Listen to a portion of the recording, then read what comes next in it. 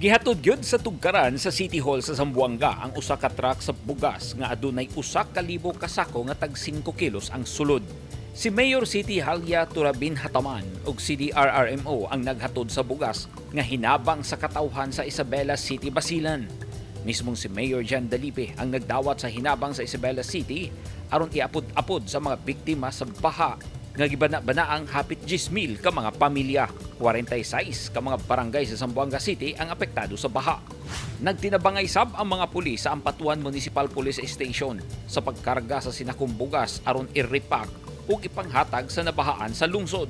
Sa comment sa ubang netizen, naglaom kini nga unang mahatagan og hinabang ang mga taga North UP Maguindanao kay nahutdan na sila og pagkaon ug nahurot na sab ang bunga sa ilang mais ug nagtiner na lang sila og saging.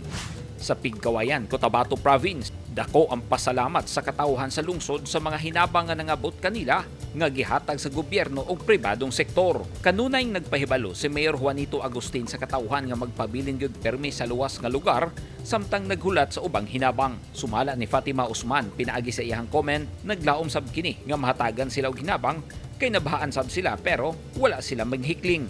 Nagpasalamat sab si Feby Galanza sa mga tao nga mitabang luyo sa ilang nasinating baha o gipasalamatan sab niya si Mayor Agustin. Pero si Jocelyn Sumugoy nag-ingon nga unta mahatagan sab sila og hinabang partikular sa Barangay Barte, Basak. Usa sa ilang gikinahanglan ang pagkaon ug tambal. Sanglit aduna sila gisagop nga duha ka pamilyang biktima sa baha. Gigamit sab sa Philippine Air Force ang S-70I Black Hawk helicopter sa pagtransport o mga hinabang sa mga nabahaan sa Sultan Kudarat. Kauban sa Air Force ang Philippine Army ug aduna na sab kini koordinasyon sa mga LGUs nga apektado sa baha.